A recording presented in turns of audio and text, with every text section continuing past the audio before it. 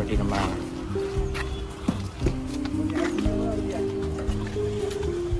பைக்குக்கு டோக்கன் வாங்கிட்டு போகலாம். ஆனால் அது கூட காசு நம்ம கையில் இல்லை கைஸ்.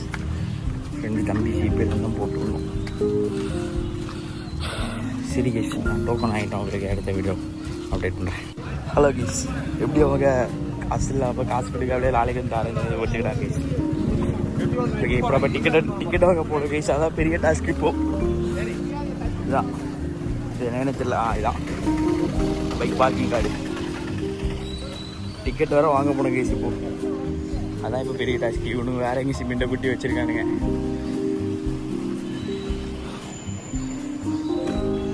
சிமெண்ட்டில் சவுட்னா எவ்வளோ திட்டுவானா என்னன்னே தெரில கேஸ். சவுட்டிட்டோம், யாரும் பார்க்கலாம் நினைக்கிறேன்.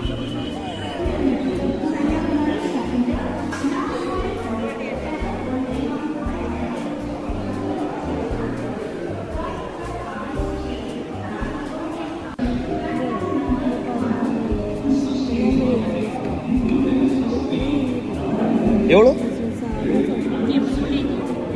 இது? அண்டர்ஸ்டாண்ட் ஆகும். ஏசி கம்பார்ட்மெண்ட்டில் எவ்வளோ டைம் கழிஞ்சா? வாய்ப்பே இல்லையா? ஸ்லீப்பர்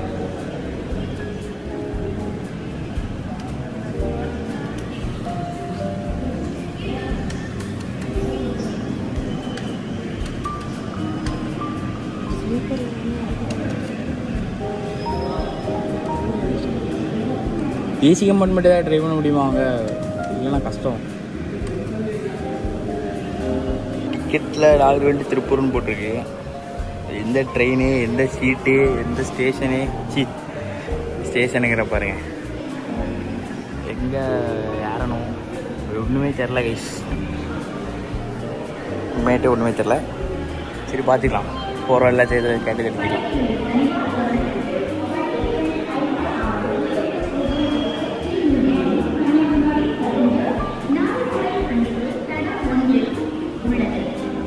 டிக்கெட்டை மாற்றி எடுத்து தந்துட்டாங்க. மாற்றி வந்துட்டு என்னென்னா காசு வந்துக்கிட்டே என்னோடய அக்கௌண்ட் நம்பருக்கு வந்துடும் அப்படின்னு சொல்லி சொன்னாங்க கொஞ்சவங்க. ஆனால் நமக்கு அக்கௌண்ட் நம்பரே கிடையாது. அது ஒரு ஃபேமிலி அக்கௌண்ட். முன்னாடி முன்னாடி யாராவது ஃபேமிலி அக்கௌண்ட் யூஸ் பண்ணிங்கன்னா அவங்களுக்கு தெரிஞ்சிருக்கும். ஆக்சுவலி அது அக்கௌண்ட்டே கிடையாது. அது ஒரு 18 வயசுக்கு யூஸ் பண்ணக்கூடிய ஒரு ஜிபே மாதிரி. அதில் காசு ரிட்டர்ன் போகணுன்னு சொன்னாங்க. ஆக்சுவலி அது கொடுத்தா அது போகவே செய்யாது. அதுக்கப்புறம் அவங்க தலையெழுத்துன்னு சொல்லி அவங்க கை காசு போட்டு வேறு டிக்கெட் எடுத்து தந்தாங்க. இப்போ எனக்கு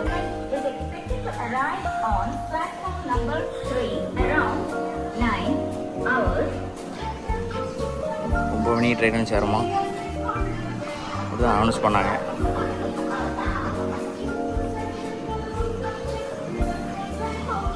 ஓகே கேஸ், வெற்றிகரமான பயணத்தை பாதி தொடங்கியாச்சு. ட்ரெயினில் எவ்வளோ கஷ்டப்பட போகிறேன்னு எனக்கே தெரியல கேஸ். ஆனால் 12 மணி நேரம் ட்ரெயின் வடக்கன்ஸ் கூட வச்சு செய்ய போகிறான்னு நினைக்கிறேன். என்ன என் மடியில், என் காலில், தலை மேலெல்லாம் அது உட்கார போகிறானுங்க. நான் 12 மணி நேரம் நரக வேதனை அனுப்பிச்சு வீடியோ போட போகிறேன். எனக்கு என்ன பயம்னா ஃபோன் மட்டும்தான் வந்துட்டு கையில் கொஞ்சம் எக்ஸ்பென்சிவான ஒரு ப்ராப்பர்ட்டியாக இருக்குது. அதனால் ஃபோனை தூக்கிட்டு போயிட்டேன்னு சீலா. அதுக்கப்புறம் காதல் படத்தில் ஒரு பரத்து மாதிரி அங்கேயே நான் நினச்சி தூக்கி வேண்டியதான். வேறு ஏன்னா கையில் சுத்தமாக காசு இல்லை. எல்லாம் தம்பியோட ஜிபேயில் தான் இருக்குது. அதுவும் ஒரு ஜிபே இல்லை, நாசமாக போன ஒரு ஜிபே. அக்கௌண்ட் இல்லை, அது ஒரு ஜிபேங்க.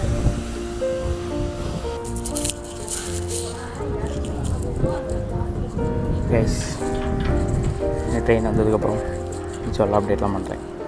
கைஸ், இவ்வளோ நேரம் மைக்கே மாட்டான் பேசிகிட்டு இருந்திருக்கேன். அண்ட் இப்போ தான் வந்துட்டு ட்ரெயின் நிறைய போகுதுன்னு சொன்னாங்க. ரொம்ப நேரம் ஆச்சு, நான் வந்த பாடில்லை. எனக்கு மேலே புதுசாக சோலோ ரைட்லாம் தனியாக போகிறேன்.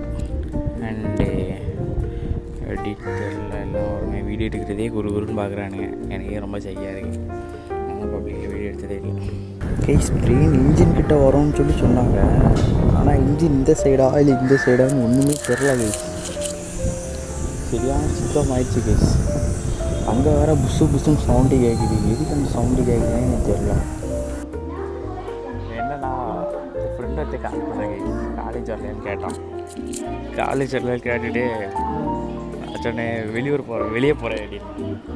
அதெல்லாம் சூசைட் பண்ணால் அதெல்லாம் அடிக்கிறான் பார்த்தீங்கன்னா அந்த அளவுக்கு இருக்கு. பரவாயில்லாம் நம்ம வந்து 30 minutes லேட்டர் அப்படின்னு சொல்லிட்டு எடுத்து போடுறேன் கேஸ். ட்ரெயினை வீடியோ எடுத்து போடுறேன்.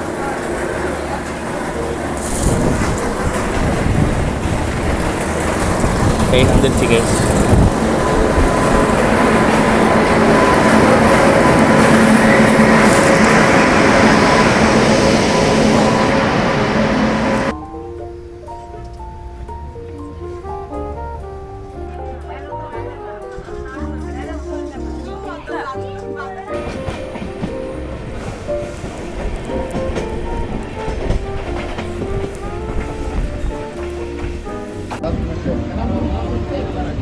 பன்னெண்டு மணி நேரம் ட்ரெயின் கேஸ்.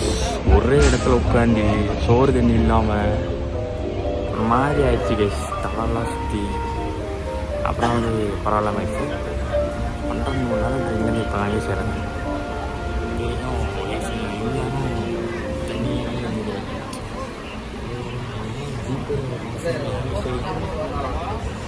ஜிபே காசு கையில் காசு வரைக்கும் தான் வரும். காசு வச்சுருக்கோம் அப்படி இப்போ நாங்கள் செஞ்சுருச்சோம். ஒரு இடத்துல நினச்சா எனக்கு எந்த நினச்சா எனக்கு ஆச்சரியமா ட்ரெயின்லேருந்தே இறங்கி அப்படி நடக்க முடியுதுன்னு தெரிஞ்சாலே அப்படி சொர்க்கம் மாதிரி இருக்கு. சொர்க்கம் மாதிரி இருக்கு உண்மையாக சொல்கிறேன். கால்கள் நடக்குதுன்னு தெரிஞ்சாலே காலு கட்டி சொர்க்கம் மாதிரி இருக்கு.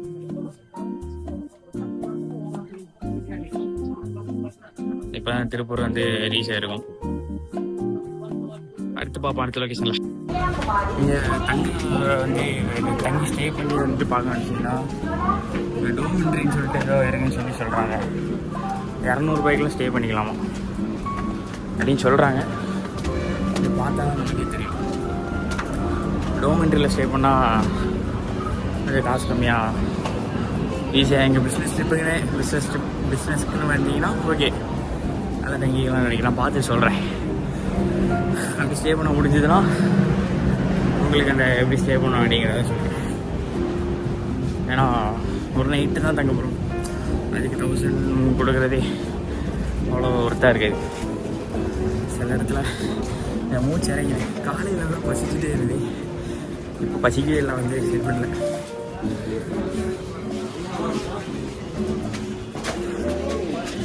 ஆனால் இந்த கேரளாவில் இருக்க ரயில்வே ஸ்டேஷனுக்கும் தமிழ்நாடு இருக்க ரயில்வே ஸ்டேஷனுக்கும் பார்த்தோன்னே கண்டுபிடிச்சிடலாம். தமிழ்நாடு இது கேரளா அப்படி அவ்வளோ நீட்னஸாக இருக்கும். ரொம்ப பயங்கர நீட்டாக வச்சுருப்பாங்க. அதாச்சும் கண்டுபிடிச்சிடலாம் தமிழ்நாட்டில் சொன்னேன். இங்கே நான் யாருக்கே வந்திருக்கேன் லாஸ்ட் டைம் ஃப்ரெண்ட்ஸ் கூட வரப்போவே.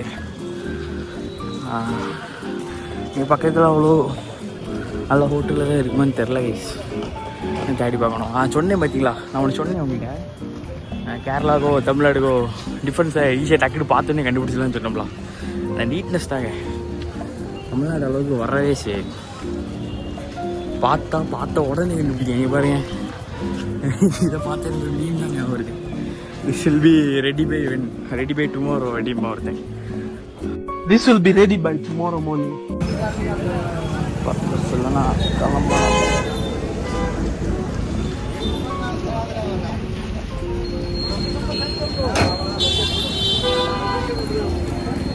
நீங்கள் ரொம்ப நேரம் வந்துட்டு சண்டை கேட்டுக்கணும். யாருங்க 100 பேர் இருப்பானுங்க. அதனால் அப்படி பைய தள்ளி போயிடும். பார்த்தவங்க இதுதான் திருப்பூர் கூட இருக்கும். ரயில்வே ஸ்டேஷனில் இறங்கணும்.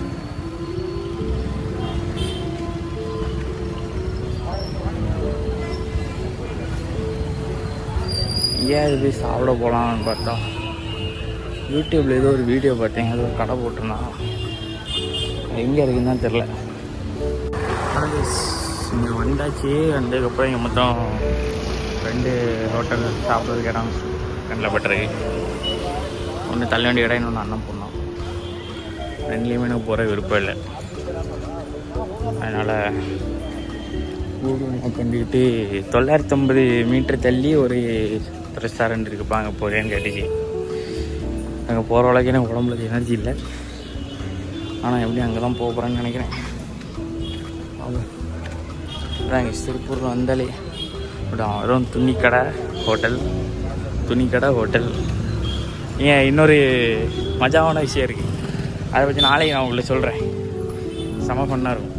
அதில் தான் பயங்கர ஹைப் ஆயிடுவானுங்க. 10 ரூபா 40 ரூபாலாம் போட்டிருக்கான். உடனே நீங்கள் எல்லா துணியும் அதே ரேட்டு தான் நினச்சிடுவாங்க. நான் காணிக்கிறேன் பாருங்க.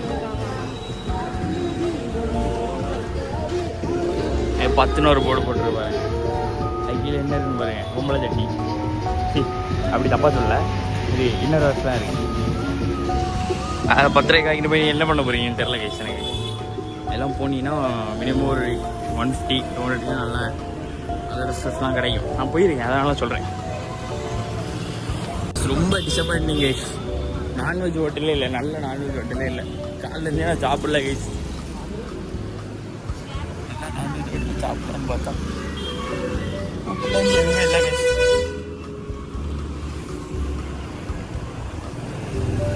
ஸ்டே பண்ணுறது வேறு ஃபஸ்ட்டு பார்க்கணும். சரி, நான் ஃபஸ்ட்டு அதை போய் தேடும். பெண்ணாக எங்கே போய் சாப்பிடாமல் கேட்டுக்கலாம். நான் பின்னாடி ஒரு லாட்ஜ் இருக்குது கைஸ். அங்கே போயிட்டு நான் ஒரு நைட்டு மட்டும் ரூம் வேணும்னு கேட்டேன். என்ன நினச்சாங்களோ தெரில, இல்லை ரூம் ஃபுல் ஆகிட்டு அப்படின்ட்டாங்க. தங்குறதுக்கு தான் ப்ரோ கேட்டேன் கைஸ். என்ன பார்த்து பயந்துட்டேன் கைஸ் ஒரு விஷயத்தை பற்றி. தனியாக ஸ்டே பண்ணுறதுலாம் கஷ்டம். கட் பண்ணியாச்சு கைஸ். நம்ம கையில் கேஷ் இல்லாமல் இங்கே ஒன்றுமே செய்ய முடியாது. அதனால் என் மெடிக்கல் ஷாப்பில் காசு கட்டலாம், ஜிபேயில் அனுப்பினா கையில் காசு தருவாங்களான்னு போய் கேட்பேன். ஓகே, ஸோ ஜிபேயில் இங்கே காசு இதில் மாற்றலாம் வந்தோம். பார்த்தீங்கன்னா என்ட்ரன்ஸில் காதர் போயிட்டுனா ஃபுல்லாக இந்த மாதிரி பிளாட் மட்டும்தாங்க இருக்கும். நம்ம எக்ஸ்பெக்ட் பண்ணுற மாதிரி தான் சிறப்பாக இருக்குது. நம்ம தேடி கண்டுபிடிச்சி தான் வந்துக்கிட்டு கிடைக்கும். வந்தோம் கைஸ், கடை இல்லாத வேறு ஒரு கான்டாக்ட் நம்பர் இருந்தாங்க. அந்த கான்டாக்ட் நம்பர் தேடி போய்ட்டுருவோம். நடக்கணும் கைஸ், நடந்து தெரியணும்.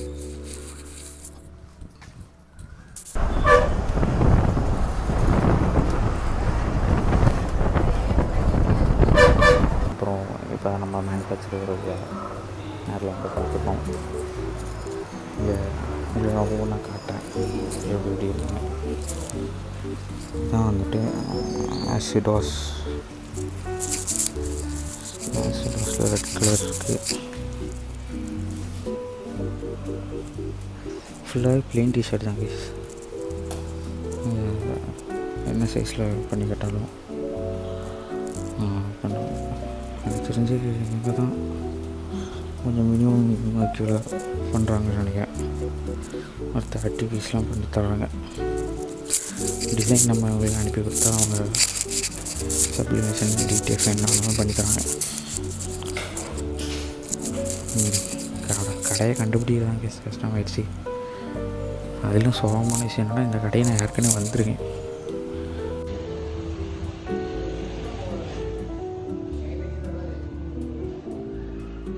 இதே இந்த கடை தான் அப்படின்னு சொல்லிட்டு என்னென்னா, இப்போது ஒரு டிஷர்ட்டை காணிக்கிறேன். அவங்க ப்ரிண்ட் எப்படி இருக்கணும் காணிக்கிறேன்.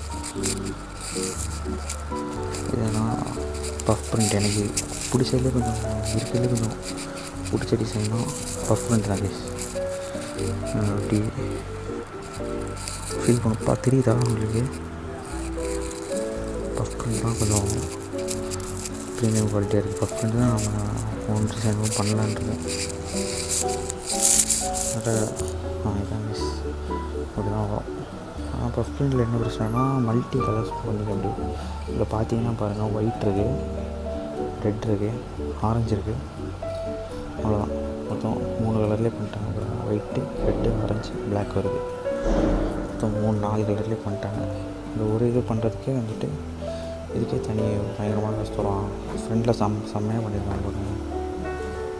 யார் என்னெல்லாம் தெரில, யார் பண்ண டிசைன்லாம் தெரில, ஆனால் பயங்கரமாக இருக்குது. சரிங்களா, இதுதான் மேட்ரு.